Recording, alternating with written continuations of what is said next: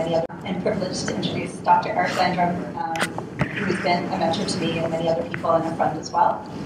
Because there are so many things he's done, I want to make sure I remember.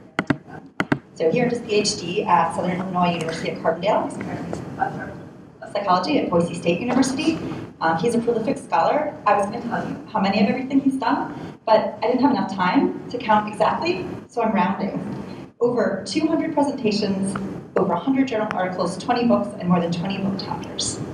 Eric has a particular interest in supporting students. He's included students on many of these, and he's mentored dozens of students in research, and many of his books relate directly to undergraduate education, including the major careers, undergraduate writing. And his talk today builds on those. His title is Assessing Skills, the Future of Undergraduate Psychology Education, which directly ties to students.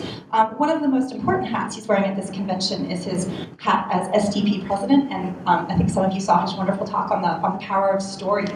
And in line with that, I'm going to tell a story about the very first time that I met Eric Landrum. I was a conference speaker, he was the organizer. I didn't meet him until the end, the closing dinner. And in true Eric Landrum style, he made everybody new and old feel comfortable at the table.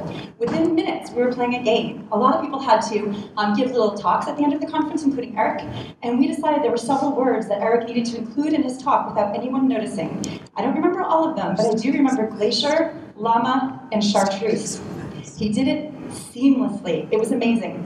The flip version of that game that we sometimes play is when you're at a conference in the audience, you get to pick a couple words too. And you get to count how many times the speaker says those words, and you get a point for every time he says one of your 2 words.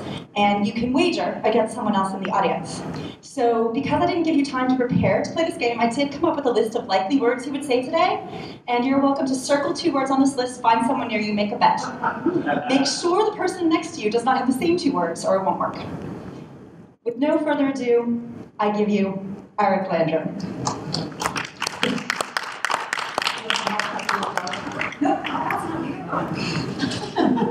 I can't believe you're here Friday and Saturday at 5 o'clock. I cannot believe it. What is wrong with you? Seriously. You know there's a great city out there. There's monuments in the city and alcohol to be consumed. What is wrong? It's my pleasure. We're going to be, as Susan has laid the groundwork very nicely, very informative. So we can chat, interrupt me. I'm happy to do that. We're starting with fill in the blank. All right, and so starting with fill in the blank, and you can think about this for a moment. If you're sitting next to someone, and there are seats up front, so if you want to come on in, there are seats up front of you. Which ones are you choosing? I'm sorry, I'm going to take myself. Maybe 10, if anybody else. You can think for a moment if you want to. I think there are high stakes going on here. It involves lots of people, lots of important areas, lots of money. I'll show you that in a minute. About how many students in a bachelor's degree in psychology, I'll come back and ask you that. About how many faculty members are here in the United States? And there's a blank number of students enrolled in a blank number of colleges and universities in the U.S. This is the most recent data that I can find based on the Department of Education websites. So, about how many students do you think receive their bachelor's degree, not in psychology, but overall, across the United States in the year, it's going to be about 2012, 1 year back. So what would be your best estimate? Number of students that their bachelor's degree over across all disciplines? 3 million. What else? Anybody else?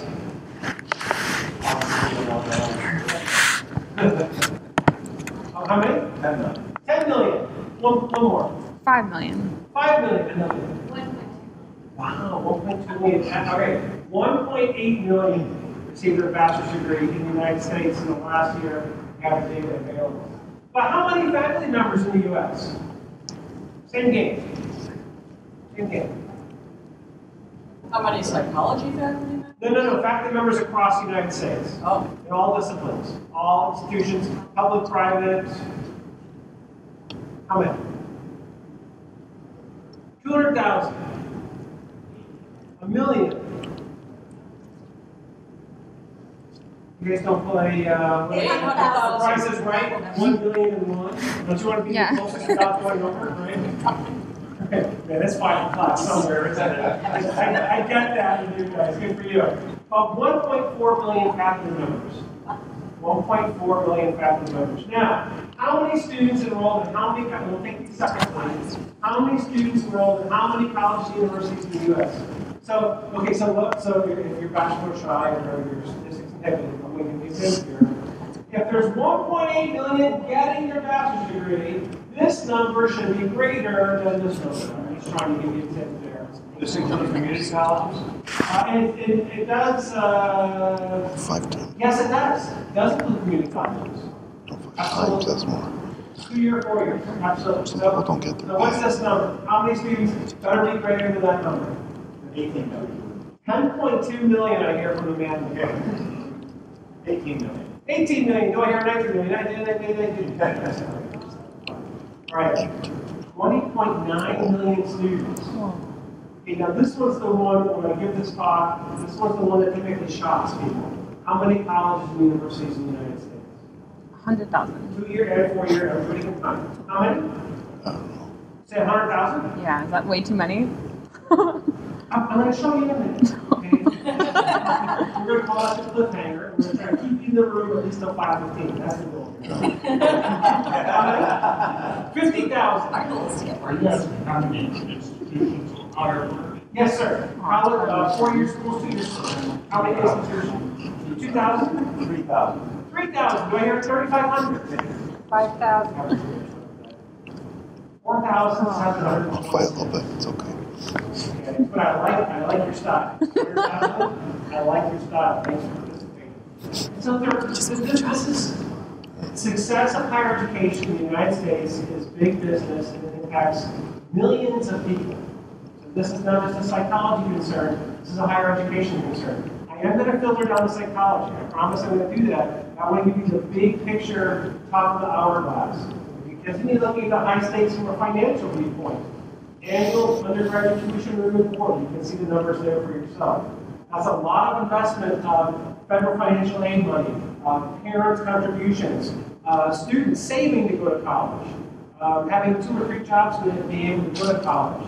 To combine direct and indirect, the best estimate that folks have come up with in the Department of Education, we're approaching $500 billion. So we need to do this well. This is a high-stakes endeavor, this higher education. And I will tell you gently, in my estimation, I've got some data that help make this case.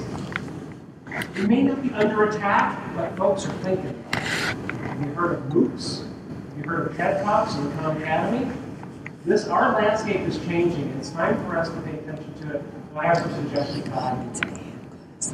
Oh, I should have given you the fill in the blank. This is kind of scary. 59% of our first-time students complete a bachelor's degree in 6 years.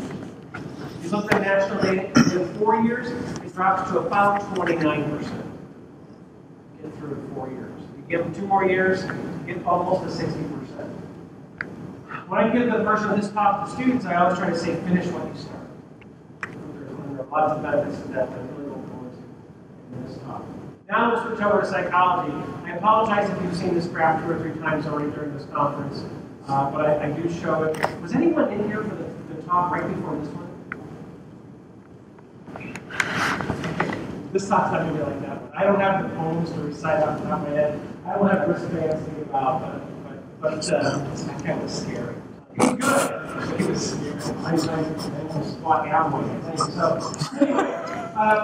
Bachelor's degree in psychology, you can see starting in 1950. This is called positive slope right here. For the second year in a row, we've topped 100,000, more than 100,000 graduates in the United States. And so, higher education, big business, psychology is big business. Okay, we're a popular discipline. I don't know about your campus, but there's been times when we've been anywhere between the second and the 4th most popular major on my campus. And that's hard to do when you've got business, you've got education. Makes you pretty popular, and sometimes that's not always a good thing. I'm really concerned about this trend, this perfect storm of increases in psychology majors and dissatisfaction with the psych major. Wall Street Journal commissioned this study a few years ago from pay scale. I know you can't read that, so I'll blow part of it. Only 26% of psych majors are satisfied or very satisfied with their career paths. Okay, so you've got record growth, positive slope of growth. You've got dissatisfaction. It's relatively high. I know you can't see this, but here's the 26% said they were satisfied or very satisfied with the question overall satisfied are you with your career path. Now, this is chemical engineering, accounting, advertising. I get it. Someone has to be at the bottom of the list. I think what the Wall Street Journal folks are talking about, look at this big old gap. 40% here and a big old gap of 26%. By the way, if you want to be popular with the American Psychological Association, try your very best not to be cited in a Wall Street Journal article that talks about the dissatisfaction of psych majors. It wasn't that. I'm like a one or maybe two tricks pony. I want to talk to you for a couple minutes about skills, why they matter, and why they're important. I showed this a lot. This is from Academically Thrift, Aaron Nebraska, 3 years ago now. I know it's bad form. Oh, actually, Susan talked earlier today, talked about, at least I don't have a bullet there, but she talked about how you shouldn't ever read what's on the screen. It's dual processing, something like that, if I'm remembering correctly. Hell, I'm just going to read it because it cracks me up. The attainment of long-term occupational success in the economy requires not only academic credentials, but very likely also academic skills. 40 or 50 years ago, a high school diploma might have been the ticket to a good job. You could sustain a family. 20 years ago, maybe the college degree. But now what we're seeing with some data that's coming out of higher ed literature is that skills are going to be important. To be able to document the skills, to have the skills. Credentials no longer to take in necessarily.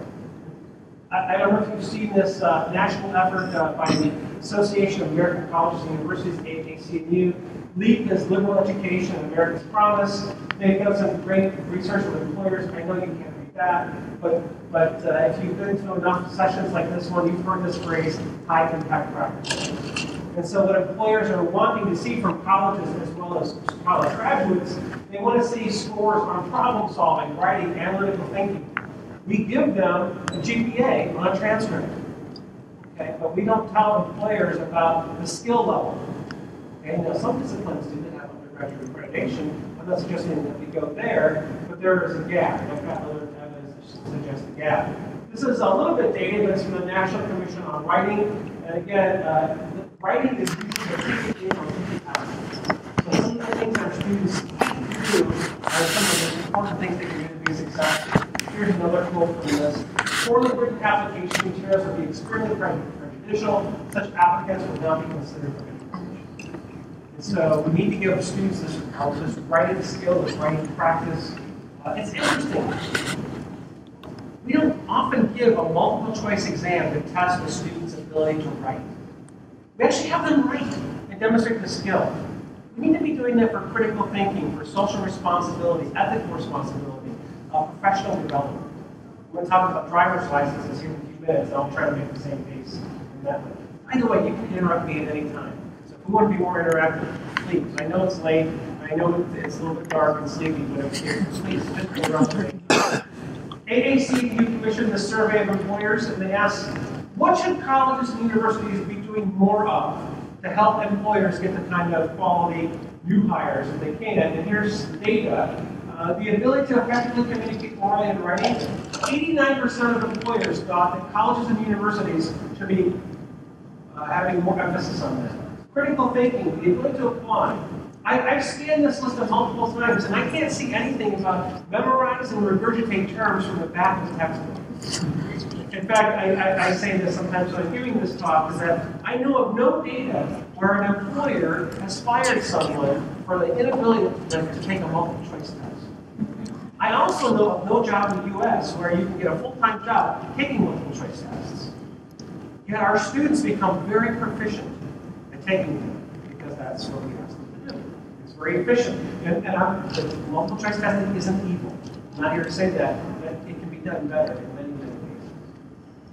What employers want, I'm sorry, Susie, it's the best I can do with minifigs. It's not really a minifig, but it's the heads of the old-fashioned. I love it. Thank you so much. Okay. I think you do what you can for these guys up here. This is a study, these are outcomes of a study I did 10 years ago with undergraduates about what the employers' psychology majors want. I gave them a list of 88 traits and qualities, and I asked them to rank order them. These are actually the top 3. So employers in psychology graduates told us they wanted effective communication, critical thinking skills, and applied knowledge to real-world settings. And that really focuses well and overlaps well with APA guidelines 2.0. We'll talk a little bit about that.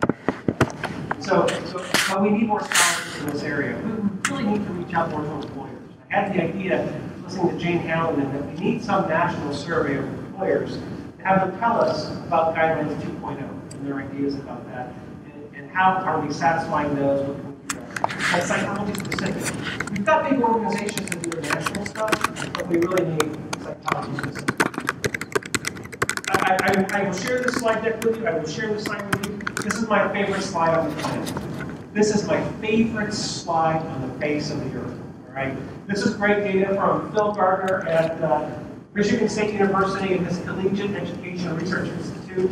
He surveyed over 10,000 employers in the U.S. That's not site-specific. 10,000 employers in the U.S. And he asked them 2 things. What gets new collegiate hires, those fresh outs, those students who have just come out of college, what gets them disciplined and what gets them terminated? And what gets them terminated is a bold. I love this because I actually talk the first day of every class I teach about this list. Because it helps reinforce the things I'm doing as an instructor. Not only building skills, but building responsibility. So, lack of work ethic, unethical behavior, failure to follow instructions. And here's where I come down, and it's okay to disagree with this. But here's where I come and say, I know you might hate APA format. You might not understand why we spend so much time formatting a reference citation in a certain way. And that's okay that you don't understand.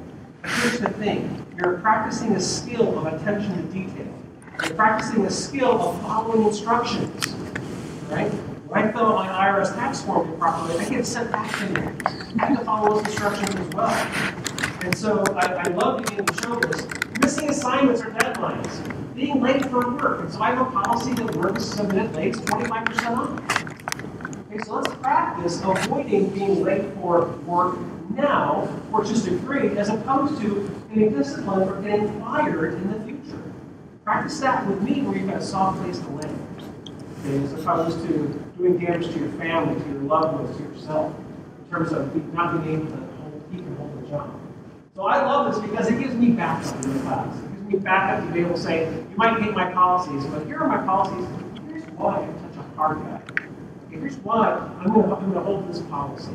Once you enforce it once or twice, people usually get it. And guess what? Our students talk. All right, so 1 or 2 students get it late, and you go, man, he really does do it. And then it's good, and you're good for most of these things.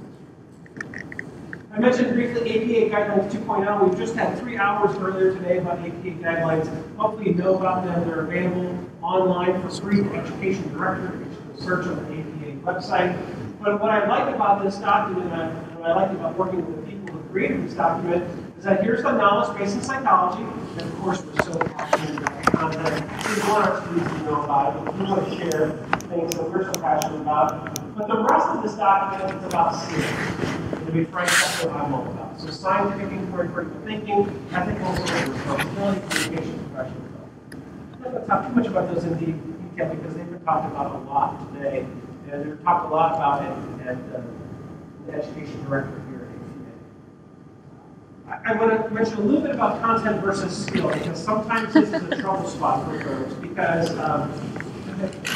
you can see my bias. I'm sorry, I'm not being overly politically correct here. Because I get into debate sometimes. They're really kind of fun about when you've got to cover all 15 chapters of the textbook. How can our students go forward in their post-requisite classes if you haven't covered motivation and emotion? I've been teaching psychology for 25 years. I've taught general psychology 40 or 50 times. I've never covered motivation and emotion. It's just not my thing. I think there's important stuff in there, but you just cannot do it all.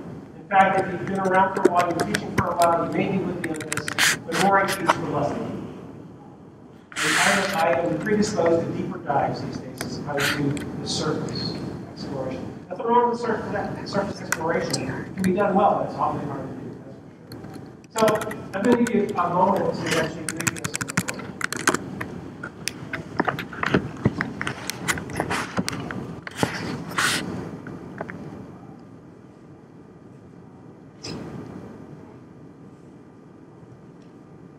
So those of you who are playing skills, measure, work, llama, education, capstone, chartreuse, employer, expectation. I got 9. I don't know how many you've got on your bingo sheet, but I just scored 9. So we never did a pit problem. And so when we focus on it, so obviously this can get a hard time with transfer. Okay, a very literal interpretation. So they become such a proficient test taker, they have a hard time seeing the underlying concepts. They have a hard time with that generalization skill.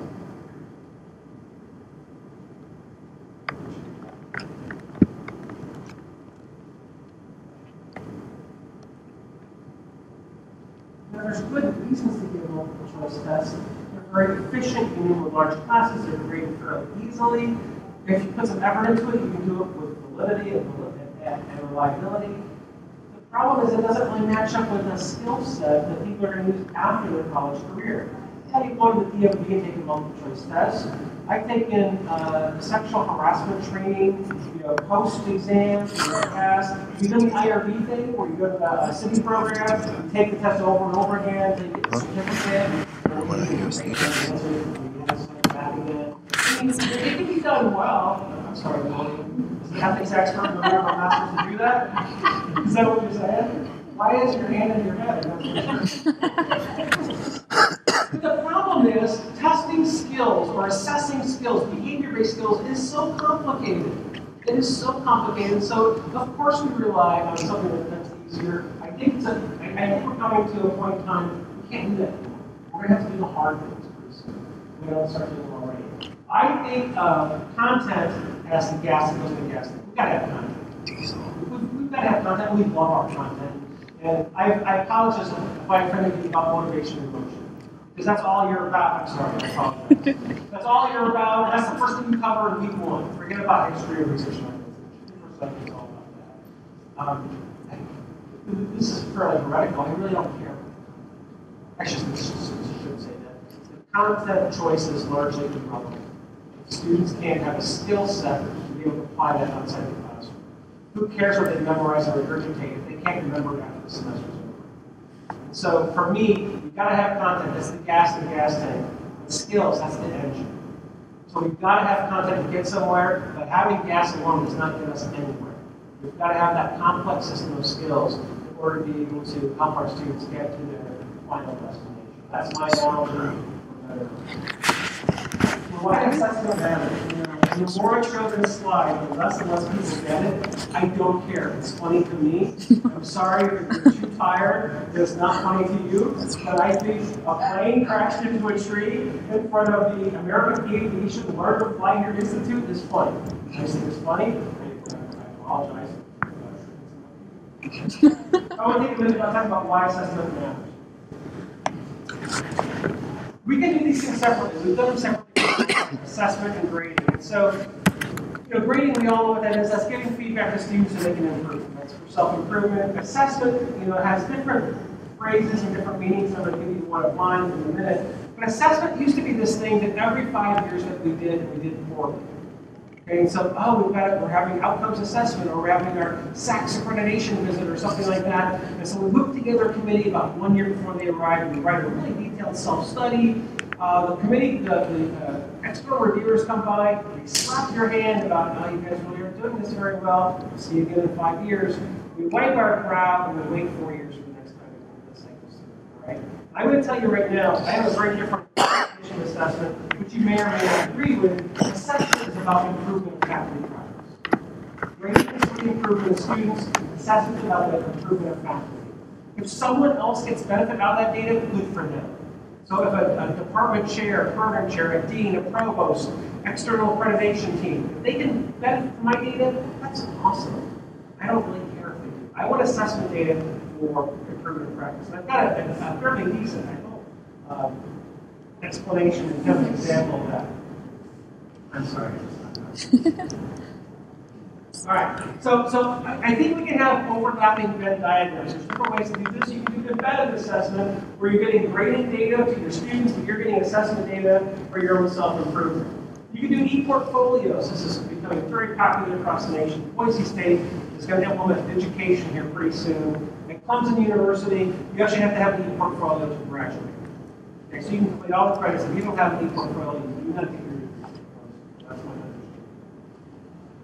You don't need this, you probably can't see this, and that's okay, but I teach research methods at Site 321. They write an introduction section. I have 3 big parts of that assignment. I have completion of the assignment, which you do all the steps, proper use of APA style and formatting, and clarity of presentation, including mechanics and grammar. So I have those 3 parts. So I break down the assignment, give them details, and I grade this way as well. So this is what's expected of the students. I use Blackboard, I use the rubric function, rubric feature on Blackboard. And so I can pull up each student's paper, I give them comments in Word using the track changes. I can click on one of these boxes over here. I can assign a point level, 32 to 35. I can type in a little thing if I want to, it's customized for them. And so if I use this for my grading, you'll see the assessment benefit here in a minute. These are assessment, I'm sorry, these are grade data. So I can get what was the average, what was the mean, the median, the mode. I can get a really helpful bar graph like this one. It tells me the overall average for my students on that assignment was 86. I've been teaching 25 years. I might be able to get a little bit out of that. That's not going to really help me improve my practice when my students average 86 out of 100. It's good data for them. It's not necessarily good data for me to improve my practice. I get a little bit closer to it when I look at the rubric performance. Right? And so the pink is the possible points, the blue is the actual earned points. And now it gets interesting because I can look at gaps, and I can see the biggest gap. The analysis level that I like from Blackboard reporting is this rubric statistics report, where I can see the actual percentages of people who got A's, B's, C's, D's, and F's by rubric level. This to me becomes very instructive. So now I can see where do my students need to improve and where do I need to change my instruction. This isn't too shabby. This is my opinion. Finally, I'll warn you, sometimes students have an A, B, C, D, F, and sometimes I have to apply columns that they are. But you can see, even here, where they have the most, clarity of presentation, putting mechanics in there. Right? Let me show you the data from the semester prior to this one that looked like this. This is all, by the way, real data. You might not be able to see it, but 34% were getting D's and F's in clarity of presentation, putting mechanics in there. This is assessment data. I changed my practice. I looked at that and went, I need to do something differently. A third of my class should not be failing this criteria, especially if I'm going to be a good teacher. And so what I did is I designed in-class activities. We focused on it more. I lectured less. Okay? I changed my behavior because of the feedback I was getting based on the grading system I was using. So the feedback students are getting, that's grade data. Feedback I'm getting. You don't have to do it this way. I know we can preach you about it. There's different ways, different conceptualizations. Here's another one from the University of Virginia, where you might have the rows are student performance and grades, and the columns are assessment data, where you're looking at performance and student learning outcomes in certain areas. So again, an instructor can look at this and go, wow, here's a weakness, here's a strength. There's different ways to do that, but you have to be a little more fine-grained. The rubric tool in Blackboard is actually quite good. It's one of the rare good things about Blackboard. So you really get good information. I've been able to really be able to improve practice based on using the rubric tool. So let's just read that quote.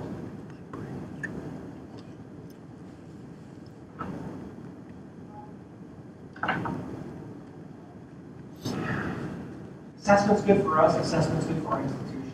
So if you think you're doing good things, I'm a I'm going to tell the story.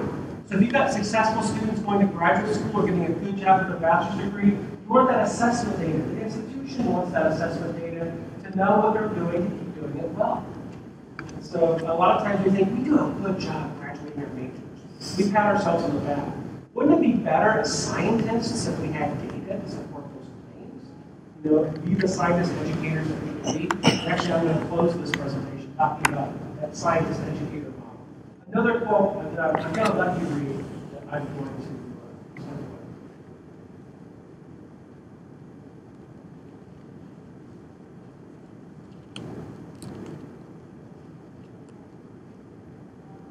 Assessment doesn't have to be a nasty word. It can be a method for the scholarship of teaching and learning. It gives us information about how to improve ourselves and improve our teaching practices. I hope that's the take that you can take away with it. I doubt if, I'm guessing they're preaching to the choir, but I'm guessing you also have colleagues back at your home institutions who aren't big fans of assessment. I think if you can reframe it sometimes with respect to its improvement of faculty practice, sometimes that might be. All right, so I alluded to this earlier. So in the state of Idaho, you have to do three things to get a license in the state of Idaho. Take a vision test. You have to take an exam, which you can miss 6 out of 40, and then still get your driver's license. And you take a skills test. In other words, they make you drive. You have to drive a car to get a license to drive a car. What a novel idea. If Timbuktu, Idaho can do this, this is doable. And so think about the skill of driving. How much more important is critical thinking, scientific literacy, communication? Okay? And so if we can get serious about doing assessments for driving ability, can we do it for critical thinking ability, socio-cultural awareness, ethical reasoning and responsibility? We need to get serious about it. But think about all the DMVs across the country. We spend a lot of money, we spend a lot of time on that because it's important. Or some of the skill sets that we think the students ought to come away with in their undergraduate education in the U.S. This guy for sure. He really does. He's got this notion, and he writes about this meritocracy hypothesis, which really is more skills mean better outcomes. And I think most people believe that. I mean, does anybody in the room believe our students have less skills on better outcomes? So it's pretty, on the surface, it's pretty understandable. I can buy into that. But the problem is, and here's why I don't like him, is that he's right. We have very little data that show that better skills lead to better outcomes. And we have very little data to support that hypothesis. In some other disciplines that have undergraduate accreditation, it's a little bit easier to find. In psychology, it's nearly impossible to find because we don't measure skills well. I think you and I have a sense of what our students know and can do when they're in our class. They may not have that same sense when they're upon graduation, when they're at commencement. Sometimes a capstone instructor may or may not know, but from other sessions I've been to, only about 2/3 of schools in the country have a capstone. So how are we going to know that without doing some assessment at graduation? I think that's a very important thing for us to have a national conversation. So I do think that our psychology and legacy is at risk. And again, if you don't like the graphics, that's fine. A little Lego shout out. I mentioned Bruce earlier. Higher education, the landscape is changing. You got TED Talks, you got Khan Academy. Why in the world would I go into a class on social psychology and lecture about the Stanford prison experiment when I can send them to StanfordPrisonExperiment.com and they can watch the video? Why should I lecture about here's a motivation shout out. The James Lang theory or the Schachter-Singer theory of emotion, I can send them to people who've done YouTube videos about this. They're much more articulate, much more expert than I am about it. Why am I lecturing? So there's some course design challenges in there as well, especially when you've got a vast array of rich resources. Our friend and colleague Jane Hallinan a few years back got asked by a legislator in Florida, and she actually said it today, I'm trying to remember the language. Let's find a way to have fewer psych majors so we have more STEM graduates. Okay, so she actually had to make the argument and answer the question, are there too many psychology majors? She was under attack, and her state was under attack. And to her credit, she brought together chairs in the departments of psychology in Florida, and they wrote a white paper. You actually do a Google search, you can find the white paper. A couple of years later, the governor of the state of Texas did the same thing about anthropology.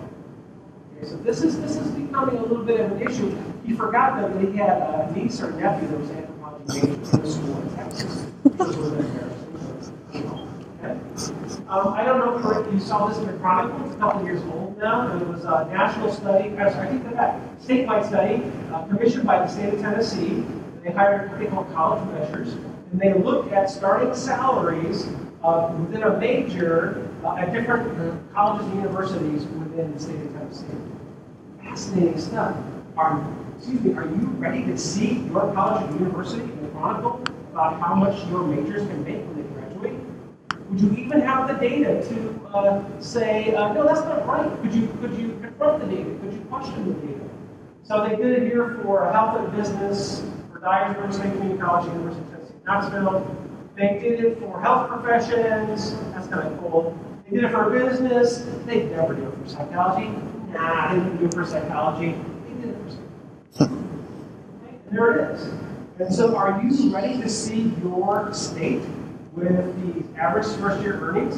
And to be honest, they were fair about it. They had the number of completers in the survey, the percent of completers with wage data. So, they're being fair to the data and giving you a comprehensive accounting of how the data were collected. So are you ready for that? Are you ready for your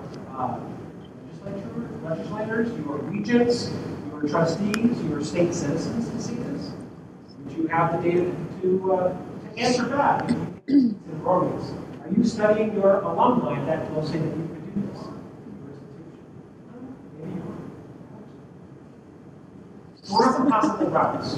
What are some possible routes? What are some possible ways? Thank you. Somebody gets my sense of humor. I appreciate that. Either that or you're late. So you can handle the food.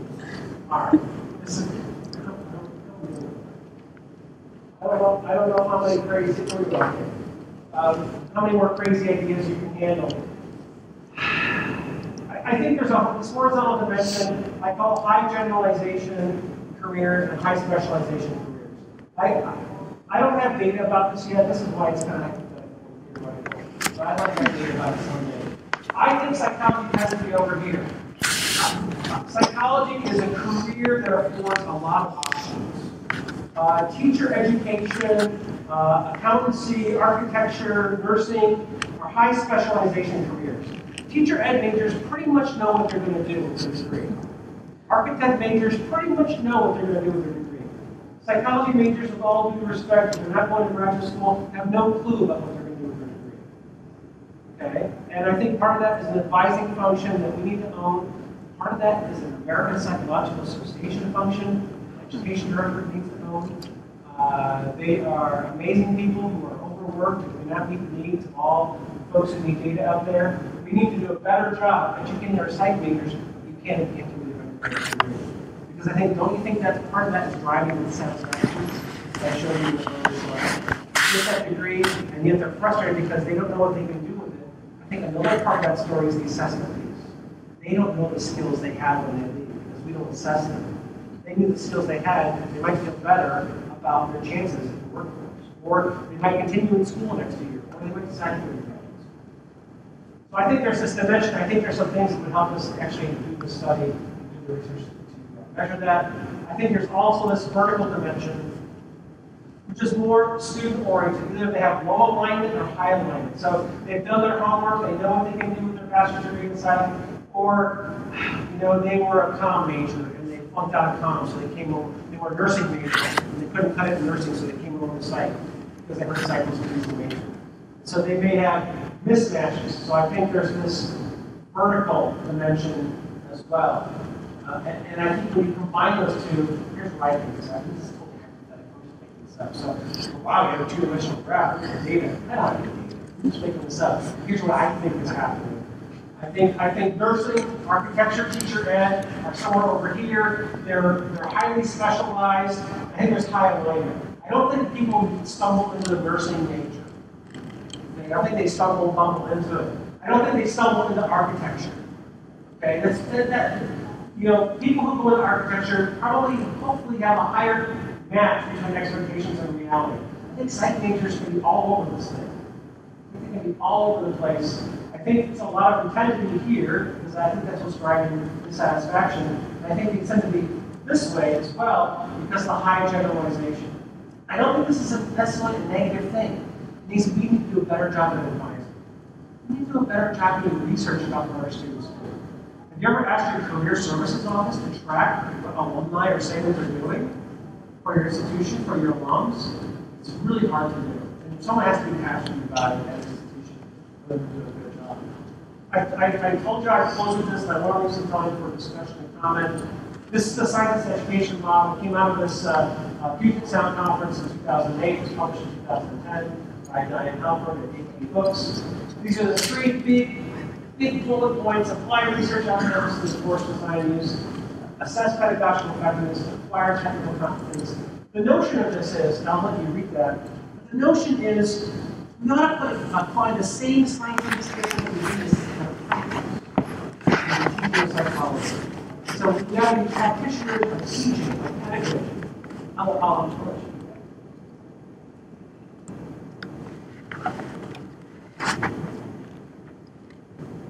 Scientists, educators are aware of the scholarship of teaching and learning, and they contribute to SOTL as they are wont to do. And so it's not just about doing the same old thing that you've been doing all your career. It's not about being taught the way you were taught. It's about being an active collaborator in engaging in teaching practice, and the ever continuous improvement of teaching. And that's where I think the assessment data. For me, it all makes sense. For me, it all makes sense about the use of assessment data for the improvement of practice, because that's what a scientist educator does.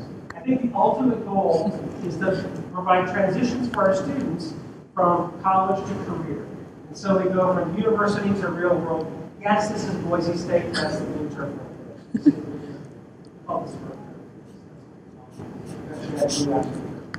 I don't think we can leave it to chance.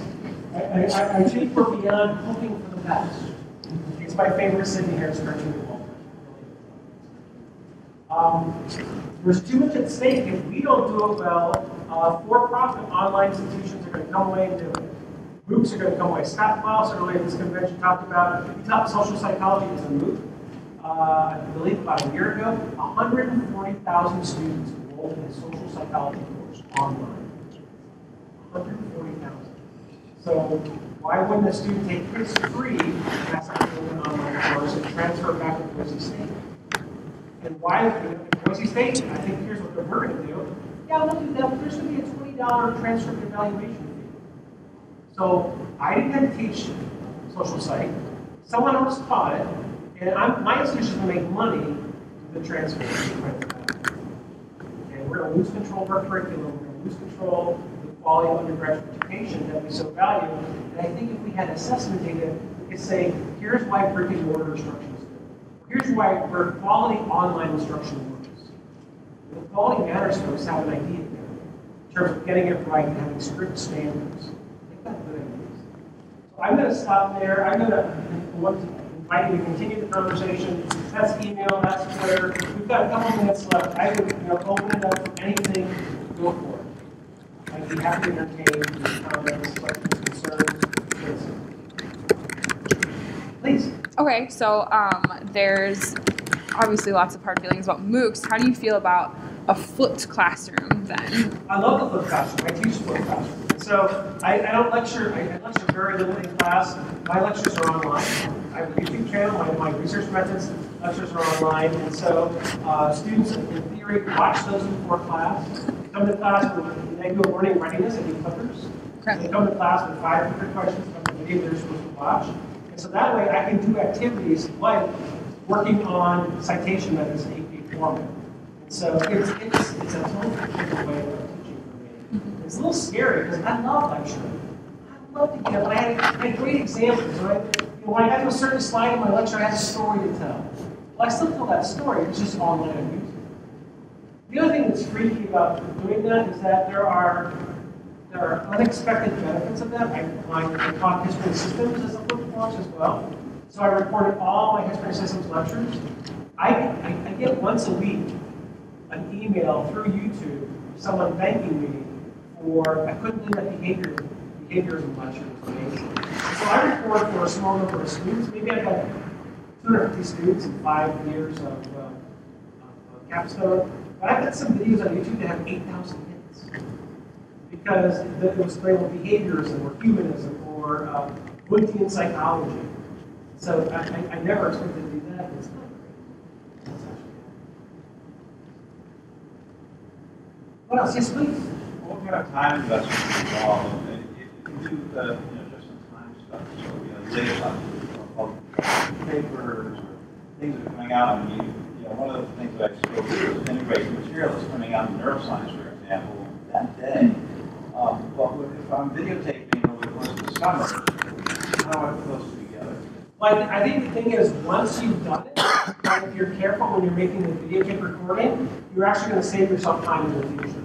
So no doubt about it, if you're recording all your lectures in the summer for the fall semester, it's going to feel very busy. But I used my research methods lectures for about 5 semesters. And so 5 semesters in a row, I didn't have that daily prep before I went into class. I didn't have to do that. And I'm actually going to re-record them because they're really dated now. But you have to be really careful. Don't say, well, the leaves are falling, and so now it's time to talk about Maslow's hierarchy of needs kind of thing. And so for me, there's initial time investment because you got to learn the software, you got to do editing, you got to post to YouTube. Takes time, but eventually it became a time saver for me. I had time to do things. I don't do as much as you do in regards to bringing in current news like that, but it gave me time to think about, okay, what kind of exercise can I do? What kind of peer writing do I want to do in class today? I actually once spent an entire session of research about 75 minutes. I had students work on their opening paragraph in the introduction section. I had to do it in class. And they do a paired learning, and they do a swap. They do peer learning, peer writing. They swap back, and they write it, draft it over and over. When was the last time you spent 75 minutes working on one paragraph of your manuscript? And I'm telling you, once you have the freedom to use that time in class, and you're not, you get over being scared by that because you're giving up control. It's a transition from teacher-centered learning to student-centered learning. I love this definition. I can't remember. A teacher-centered learner thinks about what they're going to do in class. A student-centered learner thinks about what their students are going to do in class. I'm not saying one's better than the other, and I'm really not. But I make that transition because it feels better. Hopefully I answered around enough that there's something helpful. Yes, please. Number of professions have gone with competency-based education. Medicine, dentistry, nursing, social work. You mentioned skills being the core of principles other than 4 or 5. Why can't psychologists go to a competency-based assessment for skills related to those other goals? My first response would be amen, brother. My second response would be this idea has been floated for at least 20 years, very gently in little book chapters and research articles. I actually once sat at a conference with the Council of Graduate Departments of Psychology, COPGAD, and we talked about this idea openly. And those graduate department chairs hated the idea of undergraduate accreditation because they generally hate graduate accreditation. It doesn't have to be standardized for accreditation, it could be localized. And psychologists, I think the reason we don't think about it is because it doesn't align with the instruction we're comfortable with. Yeah, that'd be very well content-oriented and not skill development-oriented. We may get news, and news may not be good. And we may, the emperor has no clothes, kind of thing. I will tell you this: there's a committee in the education directorate right now that is looking at very gently. Could there be a voluntary system where departments could submit materials online and get a stamp of approval saying this program is designed in a way that is concurrent with AP standards. It's not accreditation. I can't ever imagine in my lifetime an accreditation visit the program. But I think there's something to be said. If we believe in these 5 guidelines, then we ought to put some muscle behind that. And let's reward departments who are making a valiant effort. Let's let them put a logo on their website that says APA compliant or APA approved. The American Chemical Society does that. So in chemistry, you can be ACS approved. And it's a curriculum review. It's not behavior-based, it's not outcome-based, but it's design-based. It's the curriculum, it's the processes and procedures. So I think we're very gently heading in that direction. It would be my take. Anything else? I cannot believe you stayed up in line. If I had a $20 bill for all of you, I would give you the $20 bill. I really would. It's been a long conference. It's at the end of the day. I'm really thankful that you stayed. Thank you so much for coming.